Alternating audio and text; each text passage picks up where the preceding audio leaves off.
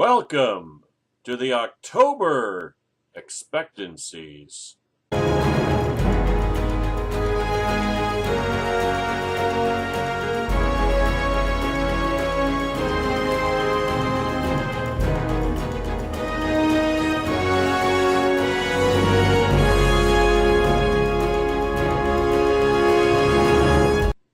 separate scandals, as Caleb Howe brings to us today at Red State, are totally blowing up, and yet they aren't going to rock your world.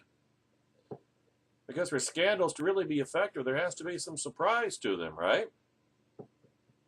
See, the thing about an October surprise is, for my taste, it has to be surprising to really satisfy that October feeling.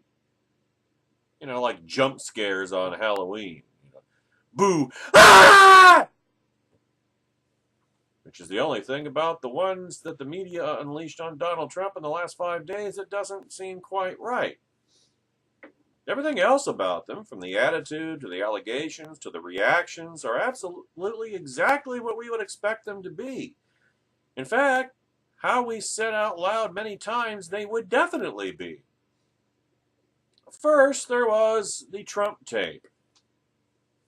On it, as everyone already knows all too well, Trump described gross behavior in crude terms that showed his attitude toward women, an attitude with which we were already acutely familiar. Then, predictably, Trump said it was all talk, but he would never actually do the things he described. Equally predictably, in the last 24 hours, several women have come forward saying that he did exactly that. Their stories are credible, they are detailed, and they will not, you can bet on it, be the only ones. There will be more. Also unsurprising is the chorus of, "But Bill Clinton!" from his wide base of despicable cuckpologists, who at this point are too invested and have too much on the line to just say, "Never mind, I was wrong, he's dirt." They can't get away with it, they are stuck. Sad. It was unsurprising that Katrina Pearson would offer possibly the dumbest defense in the history of political scandals. It was unsurprising that Roger Stone would double down on being a dick. It was unsurprising that his biggest fans would call all of these women liars and other worse things. In the finest Clintonoid tradition, none of this has been a surprise. Now, I was a little surprised, and of course dismayed, if not depressed, at Jeff Sessions, the senior senator from Alabama, who inexplicably decided there is no such thing as sexual assault when Donald Trump is doing it. It wasn't even necessary for him to do so in order to defend Trump. He just went the extra mile. Guess he was trying to impress his boss. Now, could it be because he knew what was coming? He knew Trump had actually grabbed women and forced himself on them? Was it preemptive judgment lapse? Anticipatory amnesia about the law? And remember, Senator Jeff Sessions is a former federal judge. So he's supposed to know something about the law. But still a minor surprise, even that. We already know the disease vector of Trumpism eventually has you saying unforgivable things in order to defend him. That's just how it works. It's a pathogen. With all the latest allegations, it is clear that Donald Trump is not on the same wavelength as most of America, even despite the dismaying number of people of low character who are publicly defending him. Americans don't generally condone grabbing women they don't know by their genitalia, forcing their tongues down the throat of female reporters while their wives are practically in the next room, pursuing married women for sport, or any of the other grotesque things Donald Cosby Clinton Trump has done. He's not like the rest of us, thank God. He's worse. He's more gross. He's less nice. In point of fact, Trump bragged that he was a serial committer of sexual misconduct and assault, and now women are coming forward to confirm it. It's not about his choice of words. It's about his character and his actions, both of which are despicable, deplorable even. Deplorable even. Yeah, I wanted to get my Snagglepuss impression down correctly. Don't want to do a half-assed job of that. That's what you tuned in for. The Hillary Clinton October expectancies are equally expected. So much so that people aren't even calling them an October surprise. The leaked emails, particularly from John Podesta, should be damning enough to be considered the shoe drop, but not so much. Hillary mocks religion. Hillary lies to the American people. Hillary coordinates with the press. Hillary gives out political favors to big donors. All of this has come from the leaks. None of it is a surprise. Is any bit of that out of character for her?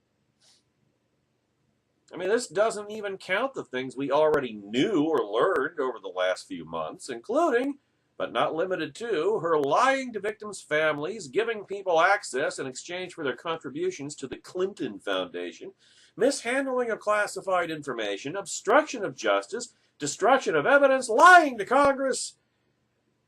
The list goes on. And we haven't even had time to go through the latest, dubbed the Podesta leak, which, of course, is a double entendre. But like Trump, Hillary's big secrets are all just confirmation of things we already knew. They are both garbage. Everyone already knew they were both garbage. And now we have all the evidence we could ever need that they are both garbage. Both of them broke the law. Let me say that again. Both of the people running for president on the major party tickets have committed crimes for which there is evidence and for which they have not paid a price and never will, in all likelihood. Because Trump and Hillary are of the elites. They are above the law. No surprise, right? Both people on the major party tickets are probably, probably about it, are criminals. They both belong in jail. That, in a sum total, is not surprising, but it should be. It should be surprising. It should matter to people, but it doesn't. I mean, all other than in a tribalistic sense. Yeah, Hillary for prison! Trump in jail! Yeah! What about, but they're both criminals. Are criminal actions criminal because they're criminal, or just because somebody you don't like, somebody in the other party did them? Committed them? What the hell?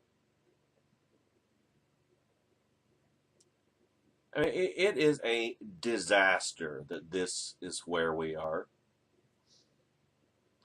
Now, if Republicans had any sense, and I've seen no evidence whatsoever that they do, they would replace Trump. He doesn't want to be the losingest candidate in American history, and he absolutely expects to lose. That's why he's been playing who's to blame, even though there's still a month to go, and applying his conspiracy theories and all the rest of it. He wants to quit. I mean, he's already destroyed the Republican Party, so what does he have left to do? The mission's been accomplished. We should convince him to quit. The party should dump Trump. But they won't. And if Democrats had any morals, and they don't, they would replace Hillary. Probably with somebody worse. She's gonna win. This election is over, folks. The candidate who was the worst major party nominee of the modern era at minimum, worse than John Kerry, worse than Al Gore, worse than Michael Dukakis, worse than Walter Mondale, worse than George McGovern, is going to win maybe by double digits in the popular vote. Maybe over 400 electoral votes. Currently 351, which is more than sufficient. There is no way that Hillary Clinton should ever have been able to come even remotely close to getting back to the White House. But she's going to do so, and you all know why. And she can expect the media to let her get away with all her wrongdoing. Hell, they've been doing it for 25 years. Why would they stop now? I mean, sure, Judicial Watch is uncovering the truth about her, but it's not like anybody cares. NBC, ABC, CNN, Fox News, they don't care. We already know the government won't punish her. So the Democrats don't have to replace her, but they should. But then again, with whom would they replace her? Julian Castro, Bernie Sanders? Be careful what you ask for. And while she will beat Trump comfortably, maybe not a landslide by historical comparisons, but it won't be a squeaker either. She will not have the support of the American people. Oh, no. Hillary Clinton will be the most hated president we've had going in the door. She will have no honeymoon. She will start with a divorce, an estrangement. She will be Jimmy Carter. She will not be Barack Obama.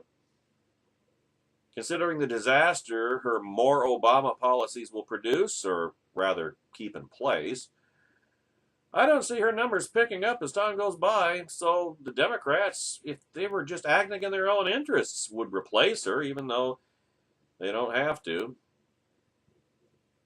But of course, Republicans won't show the sense needed to dump Trump, to say nothing of the balls.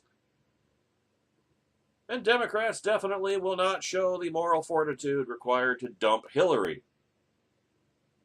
So we get two criminals on the two major party tickets, and no matter which one wins, and it's going to be Hillary, a president who will have the lowest day one poll numbers in American history and will only go down from there.